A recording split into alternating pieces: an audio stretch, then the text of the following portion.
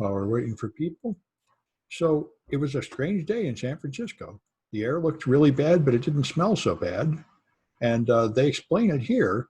The wind, the smoke is coming from a fire that is quite some ways away, and the wind is going fast and keeping it above 1,000 feet above us. So we are not actually seeing the smoke. We see the smoke between us and the sun, but we're not actually breathing it. However, tomorrow, apparently the wind is going to die down and all that smoke will fall down here. So we'll be back in the smoke again. Anyway, this is pretty surprising to me. They had this big motorcycle and rally and concert at the Sturgis rally. And apparently this has caused 250,000 cases of coronavirus, which is because all these people travel to one place. They all wander around without masks, getting sick, and then they all go home and spread it back home, which is exactly what all the colleges are doing. And this is why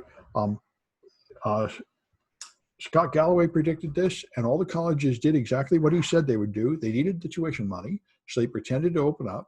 They opened up and made all the students come, and then when they get sick, they want to shut down and send them home. Or they want to take the sick ones and send them home.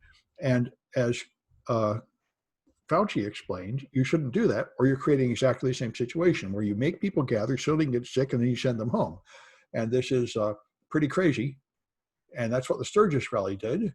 And that's, of course, what Trump is doing. Trump's new procedure, he hired this guy from Fox News named Atlas, who doesn't know anything about infectious disease, and made him the guy in charge. And that guy's talking about herd immunity, which is a real scientific term. And herd immunity can be achieved with a vaccine. And then it is a measure of when you have actually gained control over an epidemic. But what they're planning to do here is a crazy system where you just let everybody get sick and die, and then you call it okay. And you pretend that you can somehow protect the vulnerable. So anyway, Trump has had a big outdoor event in Jupiter. At least it was outdoors, but he really likes these big rallies of people cheering for him. That's what he's really in this politics for, I think. And he is perfectly happy to have the virus spread at them. And now he's hired people. In fact, one of these guys was on the news yesterday saying, the way this works is Trump has an intuition, and his intuition is always right. And my purpose is to come up with a scientific basis for his intuition. So he's just surrounded by yes men that will say yes to anything he wants. And that's where we are. This is extremely common in societies ruled by dictators. You have a dictator in charge who does anything he wants, and a bunch of people around him that just say yes to anything he does, and anybody else is just removed. And in Belarus, for example, they're ruled by the longest running dictator in Europe. And here he is just arresting and removing all his opponents. These three women were his remaining opponents after he jailed or eliminated all the rest. And now all three of them have been grabbed off the street and removed. Two of them are kicked out of the country. This one, I think, tore up her passport, so they could not deport her to another nation. So she's now being held in some prison or something. And Putin just poisons him. And Trump is one of the very few leaders that won't say a word against it. I mean, I don't know why Trump has not begun killing his political opponents. It would be the next logical move. And he's certainly bloodthirsty enough. He wanted to kill the people who were trying to climb over the wall to gain asylum. He wanted to put sharper spikes so they would get impaled. And and I thought before that one of his big chants at all his rallies was lock her up, lock her up. And I thought that he forgave Hillary Clinton, but once he got in, he did in fact try to jail Hillary Clinton. He ordered people to do it. And some of the people around him said, no, you can't just, as a president, you can't just order the Justice Department to prosecute somebody and lock them up. They make their own decisions about whether they've actually committed a crime. It's not just the president says off with their head and off it goes. But now it is with Barr. Barr will just do or say anything Trump says. So anyway, we are living through an amazing time period, like many other states before us, when democracy tips over into authoritarianism. And the next election will determine whether we have a further period of democracy or whether we just finish tipping over into authoritarianism. In fact, there is another election. And that's a big issue here. Bernie Sanders had been saying this a lot, and Biden also, not quite so angrily, saying that he doesn't think Trump is going to allow a fair election in America, doesn't think he's going to accept the result. And one big issue here is that the Democrats are mostly going to vote by mail and the Republicans are mostly going to vote in person. And that means the ballots that they have on the night of election day will be mostly Republican. So the most likely situation is they will count the ballots they have. Trump will be ahead. And then over the next couple of weeks, they will count all the mail-in ballots that take much longer to count because they have to verify the signatures on each one. And then these later results will start tipping it to Biden. And so it seems inevitable, and there have been several studies and war games gamed out with real authoritative people saying Trump will probably claim victory. And then there are many scenarios by which he could continue. He could send Barr out to impound the other ballots and say they're falsified, which he's certainly preparing for. So we're going to live through an exciting time here. The only thing that would prevent it from being complete chaos in the simulations they've run is if Biden has a landslide victory, where even the first count puts Biden ahead. Then we might have a peaceful transition of power. Then if Trump refuses to leave, there'll be, his supporters would probably not continue to support him in that case. But we'll see. But we're definitely going to live through a very exciting time here. So here's a group from Harvard that rates the power of nations. And I've never seen one like this before.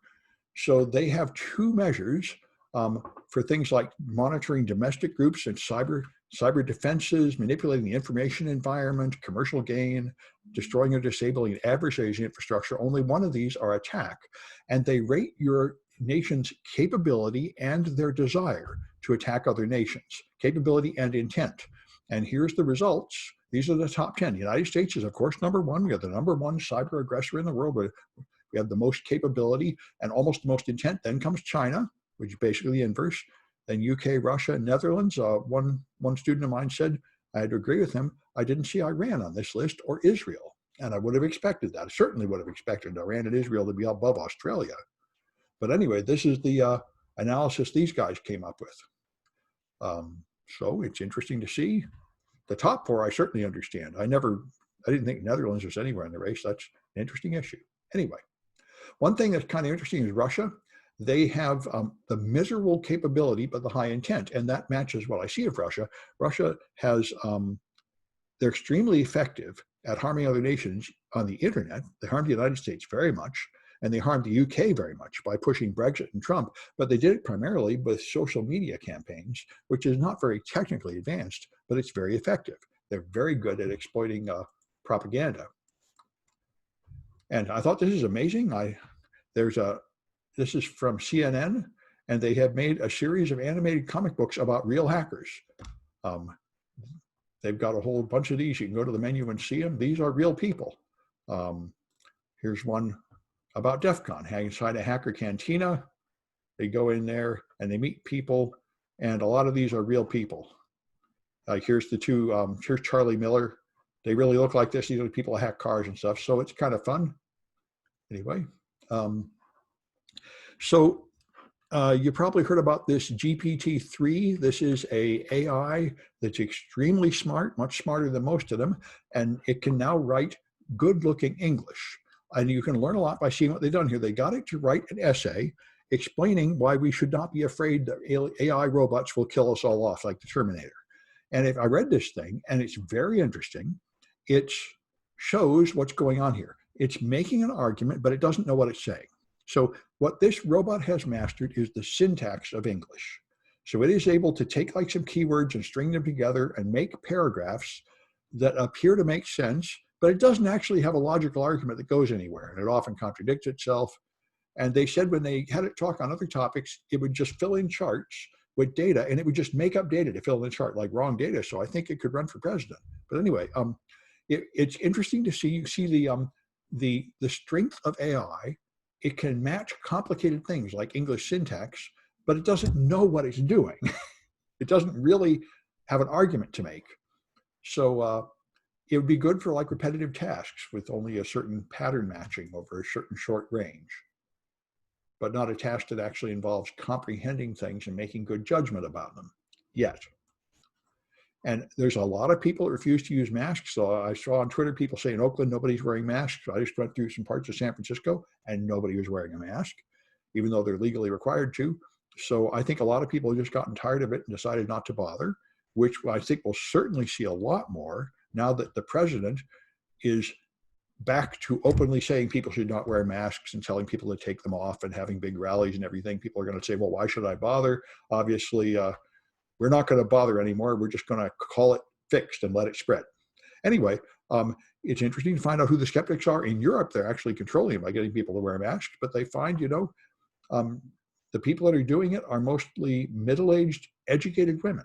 So it's not easy to understand what groups are anti-maxers and anti-vaxxers. It's not simple to explain who they are or why they do these things. Anyway, this is fun. There are apparently pregnancy kits that come with some kind of computer in them to show you the display, and you can hack it and run Doom on it. And that's what they did. So there's a whole computer inside this little pregnancy kit, and that's a great thing for a hacker. Anyway, so I'm going to stop this one. I'm going to break today's talk into smaller chunks.